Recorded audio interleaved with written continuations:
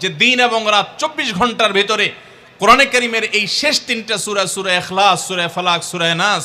এগুলোকে যত বেশি সংখ্যক বার নবী সাল্লাল্লাহু আলাইহি ওয়াসাল্লাম পড়ার নির্দেশ দিয়েছেন, তিনি নিজে পাঠ করতেন, এত বেশি সংখ্যক বার অন্য আর কোনো দোয়া, আর কোনো সূরা, আর কোনো আয়াত, আর কোনো কিছু পাঠ করার নির্দেশ আমাদেরকে কোরআন হাদিস দেয় নাই। এখান থেকে এই তিনটার সূরা যে আল্লাহর কাছে কত গুরুত্বপূর্ণ,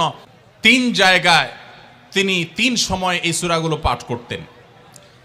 একটা হলো সকাল এবং সন্ধ্যায়, রাতে ঘুমানোর আগে আবার পড়তেন, 5 ওয়াক্ত নামাজের পরেও তিনি পাঠ করতেন। সকাল এবং সন্ধ্যা এবং রাত 3 বার পড়লে কি লাভ হয়? নবী করিম সাল্লাল্লাহু আলাইহি সাল্লামের পরিষ্কার হাদিস রয়েছে, যদি কেউ সকালে 3 কুল 3 বার করে পাঠ করে, সূরা ইখলাস 3 বার, সূরা ফালাক 3 বার, সূরা নাস 3 বার, যদি ওই পাঠকারী ব্যক্তি আল্লাহ তাআলার জিম্মায়, আল্লাহর হেফাজতে, আল্লাহর নিরাপত্তায় সে চলে